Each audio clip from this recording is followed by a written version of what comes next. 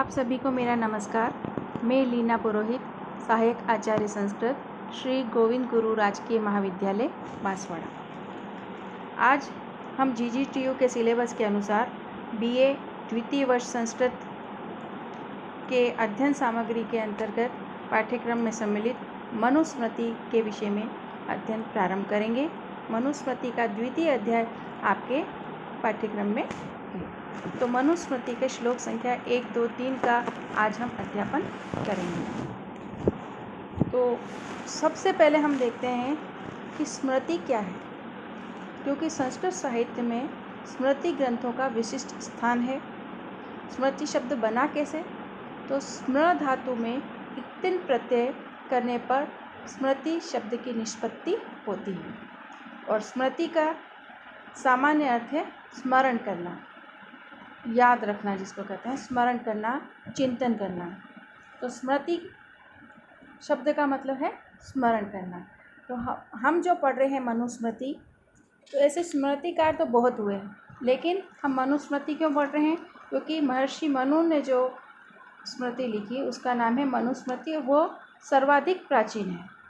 तो सबसे पहले 1813 ईस्वी में कलकत्ता से मनुस्मृति का प्रकाशन किया गया। भारतीय परंपरा के अनुसार मनु को मानवीय सृष्टि का आदि पुरुष माना जाता है। मनोहो अपत्यम पुमान मानवः, मनु का जो पुत्र है वो मानव कहलाया, ऐसा हमारी भारतीय परंपरा में कहा गया है। ऋग्वेद में मनु को मानव जाति का पिता कहा गया है। इस प्रकार जो मनु है, मनु के द्वारा जो धर्म की व्याख्या की गई है वो बहुत ही शाश्वत मानी है, और इसीलिए हमारे पाठ्यक्रम में मनुस्मृति लिया गया है। तो मनुस्मृति के अंदर 12 अध्याय हैं और 2694 श्लोक हैं। हम पढ़ रहे हैं मनुस्मृति का द्वितीय अध्याय। तो देखिए, द्वितीय अध्याय का जो पहला श्लोक है उसमें महर्षि मनु द्वारा धर्म की परिभाषा दी गई है।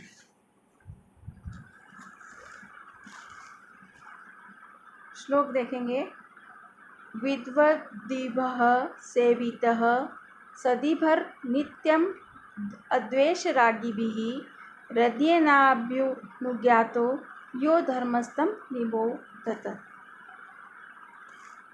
इस श्लोक में विद्वद्दिभः सेवितः सदीभर नित्यम अद्वेषरागिभिः हृदयेनाभ्युनुज्ञातो यो धर्मस्थं निबोधत।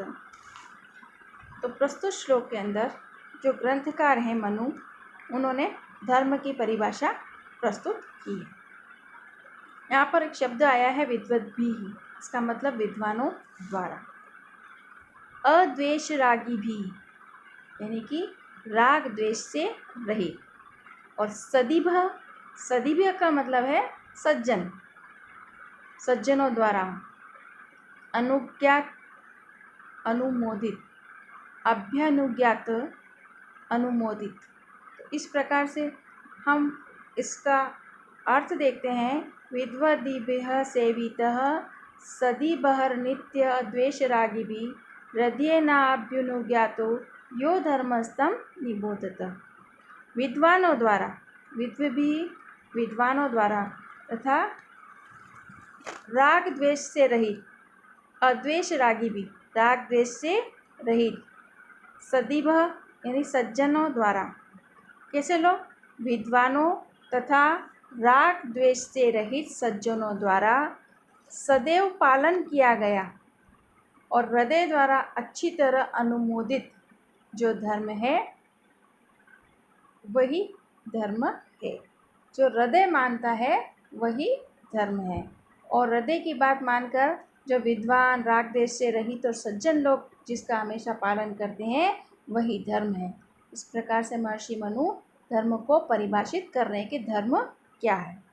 तो मनु जो हैं वो बता रहे हैं कि वेदों के ज्ञान से संपन्न विद्वान द्वारा जो पालन किया गया है, ऐसे विद्वानों द्वारा जो वेदों के ज्ञाता हैं उनके द्वारा जो धर्म पालन किया जा रहा है, और जो राग द्वेष से रहित हैं और सद्भी यानी सत्कर्मों में रुचि रखने वाले सज्जन हैं, उनके द्वारा जिनका सेवन किया जा रहा है, वही कार्य धर्म कहलाता है। तो धर्म क्या है? जिसको वेदों के ज्ञाता विद्वान लोग, राग द्वेष से रहित लोग, सत्कर्मों में रुचि रखने वाले लोग जिसको निभाते आ रहे हैं, जो कार्य करते आ रहे हैं, वही धर्म है। साथ ही एक और बात बताइए कि जिस कार्य को संपन्न करने से आपका हृदय प्रसन्नतापूर्वक अनुमोदन करे कि नहीं, ये काम कर रहे हो तो बहुत अच्छा है, इसको करना ही चाहिए, मन जरा भी दुखी न हो करने में, ये कार्य सही हो रहा है, इस बात का अनुमोदन हमारा हृदय करे, वही कार्य करना चाहिए। अर्थात जिस कार्य के प्रति किसी भी प्रकार का संशय या संकोच आदि नहीं हो, उसे करने हेतु हृदय स्वीकृति प्रदान करे, तो वो कार्य धर्म कहलाता है। तो मनु के अनुसार धर्म क्या है? जो कार्य करने से हृदय को प्रसन्नता प्राप्त हो, जो कार्य विद्वानों द्वारा, वेदों के ज्ञाता द्वारा, राग द्वेष से रहित लोगों के द्वारा किए जा रहे हैं, जिन चीज़ का पालन किया जा रहा है, वही धर्म है। तो मनु 3 बातें बताइए। कौन सी विशेषता? एक तो विद्वानों द्वारा, दूसरा राग द्वेष से रहित सज्जनों द्वारा, और हृदय द्वारा स्वीकृत जो कर्म है, उसी को उन्होंने धर्म कहा है। आपको पूछे कि मनु के अनुसार धर्म क्या है? ऐसा कर्म जो विद्वानों द्वारा, कौन से विद्वान? वेदों को जानने वाले विद्वानों द्वारा, राग द्वेष से रहित सज्जनों द्वारा और हृदय द्वारा स्वीकृत जो कर्म है, वही धर्म है। तो यहाँ पर धर्म अनुसार आचरण करने के लिए कहा गया है। अब देखेंगे दूसरा श्लोक। कामात्मता न प्रशस्ता न चेवे हास्त्य कामता काम्यो हि वेदाधिगमः कर्मयोगश्च वैदिकः। तो इस श्लोक में, प्रस्तुत श्लोक में मनु निष्काम भाव की प्रशंसा करते हुए कर्मयोग का प्रतिपादन कर रहे हैं। किस चीज़ को बताया है इसमें? इसका प्रसंग क्या है? कर्मयोग का प्रतिपादन। क्या कह रहे हैं? कामात्मता न प्रशस्ता न च एव इह अकामता अस्ति हि देवाधिगमः वैदिकः कर्मयोगः च काम्यः। यहाँ पर कामात्मकता का क्या मतलब है? कामात्मता का मतलब है फल की अभिलाषा। काम मतलब कर्म, और कामात्मता फल की अभिलाषा। न प्रशस्ता यानी प्रशंसनीय नहीं है। क्या प्रशंसनीय नहीं है? कर्म फल की अभिलाषा करना प्रशंसनीय नहीं है। कामात्मता न प्रशस्ता, कर्म फल की अभिलाषा करना प्रशंसनीय नहीं है। न चैवे हास्त्य अकामता, और न ही इस संसार में कामना का अभाव है। दोनों बातें कह रहे हैं कि कर्म फल की अभिलाषा करना प्रशंसनीय नहीं है, और ऐसा भी नहीं है कि इस संसार में जो है व्यक्ति उसमें कामना होगी नहीं, कामना का अभाव है इस संसार में, ऐसा भी नहीं। काम्यो ही वेदाधिगमः, क्योंकि वेदों का अध्ययन करना, कर्मयोग च वैदिकः, और वेद विहित कर्म करना, अनुष्ठान करना, वह भी काम्य ही है। कर्म फल की अभिलाषा प्रशंसनीय नहीं है, और न ही इस संसार में कामना का अभाव है, क्योंकि वेदों का अध्ययन तथा वेद विहित कर्मों का अनुष्ठान भी काम्य ही है। तो यहाँ पर मनु क्या बता रहे हैं कि यदि कोई व्यक्ति फल की अभिलाषा करके किसी कार्य को करता है, तो ये प्रशंसनीय नहीं कहा जा सकता, क्योंकि कर्म फल की अभिलाषा जो करता है वो बंधन का कारण होती है। कर्म करता है, फल की अभिलाषा करता हुआ वो बंधन में बन जाता है। परंतु इस संसार में कामना का अभाव भी नहीं होता। दो बातें कही है कि ऐसा कर्म फल की इच्छा करके काम करे वह प्रशंसनीय नहीं है, और दूसरी बात कि इस संसार में कामना का अभाव भी नहीं। कामना तो होती है, व्यक्ति में इच्छा का न होना संभव ही नहीं है। जो निष्क्रिय बैठा हुआ व्यक्ति है उसके अंदर भी इच्छा शक्ति सक्रिय रहती है, वो भी कुछ न कुछ सोचता रहता है, मैं ये करूँ, कुछ मैं पानी पी लूँ, खाना खा लूँ, वहाँ चला जाऊँ, ऐसा करूँ वैसा करूँ, कुछ न कुछ उसके अंदर कामना चलती रहती है। अतः व्यक्ति को अनासक्त भाव से फल की कामना करना ही उचित है। अनासक्त, आसक्ति मत रखो और फिर फल की कामना करो। तो यहाँ पर क्या बताया है कि फल की कामना करना श्रेष्ठकर है, लेकिन कब कब फल की कामना करो, कौन से फल की कामना करो? इसके समर्थन में मनु कहते हैं कि कोई भी व्यक्ति ज्ञान प्राप्ति की कामना से ही वेदों का अध्ययन करता है। कामना क्या है? कि मुझे ज्ञान मिल जाए, इसलिए वो वेदों का अध्ययन करता है। इसी प्रकार से वेद विहित ज्योतिष्टोम आदि यज्ञ अगर कोई करता है, वो भी यज्ञ अनुष्ठान भी कामना से ही किया जाता है। इसलिए इस जगत में निष्काम कर्म करना अति दुष्कर है। चाहे हमको वेदों का ज्ञान मिल जाए, वो हमको ज्ञान प्राप्ति हो जाए इसलिए हम वेद पढ़ें, चाहे हम अच्छे अपने सुख की कामना के लिए जो ज्योतिष्टोम आदि यज्ञ करें, तो ये भी कामना ही है। इसलिए निष्काम कर्म करना अति दुष्कर है। तो ऐसी स्थिति में क्या करना चाहिए?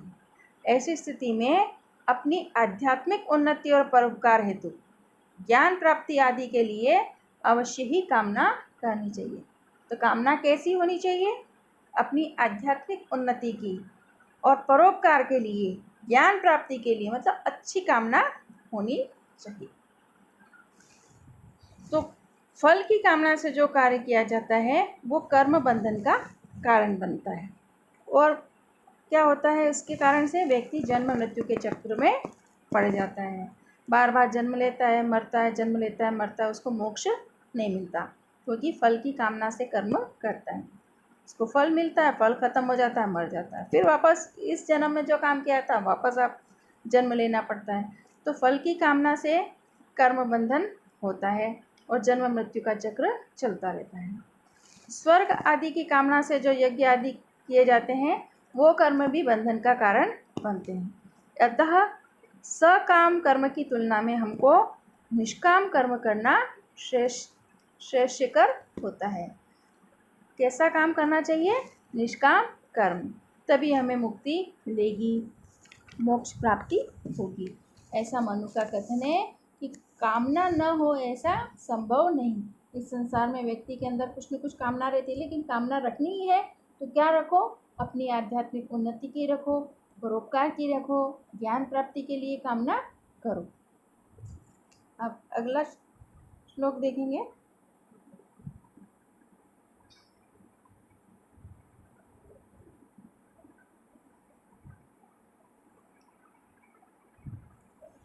अगला श्लोक है अकामस्य क्रिया। अगला श्लोक है संकल्प मूल कामो वे यज्ञाः संकल्प संभवा व्रतानि यम धर्माश्च सर्वे संकल्पजा स्मृताः। इस श्लोक में कामना की संकल्प मूलता का कथन किया गया है।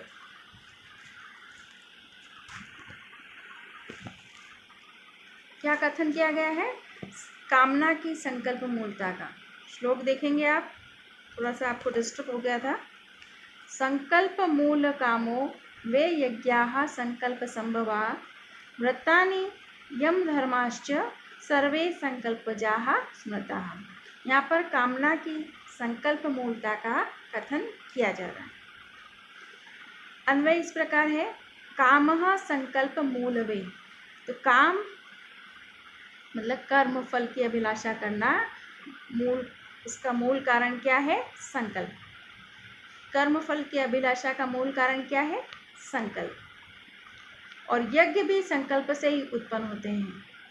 यज्ञाः संकल्प संभवा, यज्ञ भी संकल्प से ही उत्पन्न होते हैं।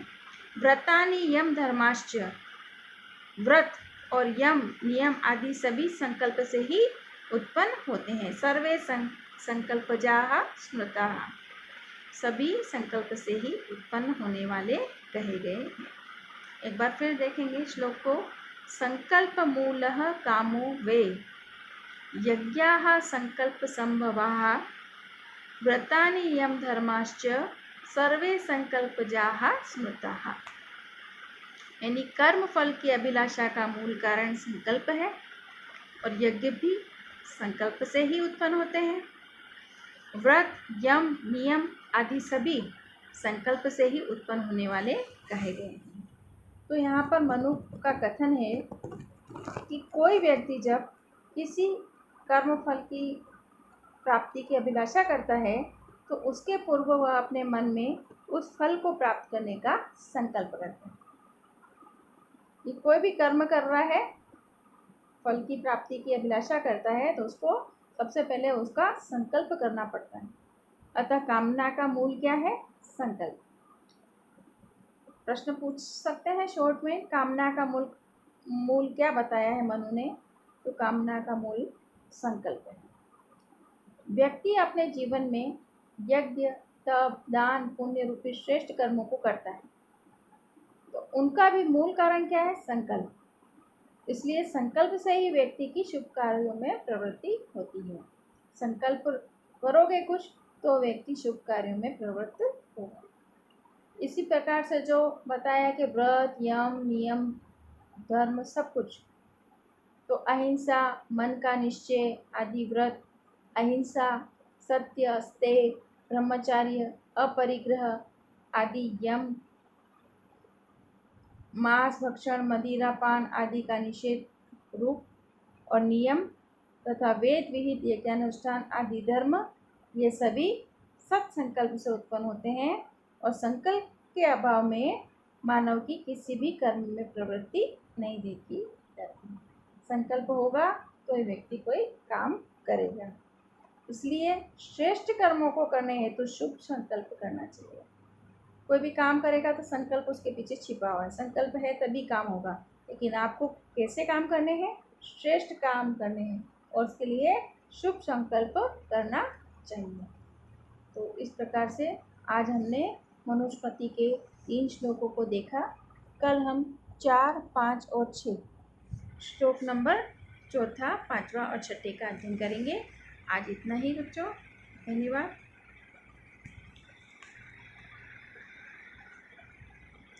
धन्यवाद।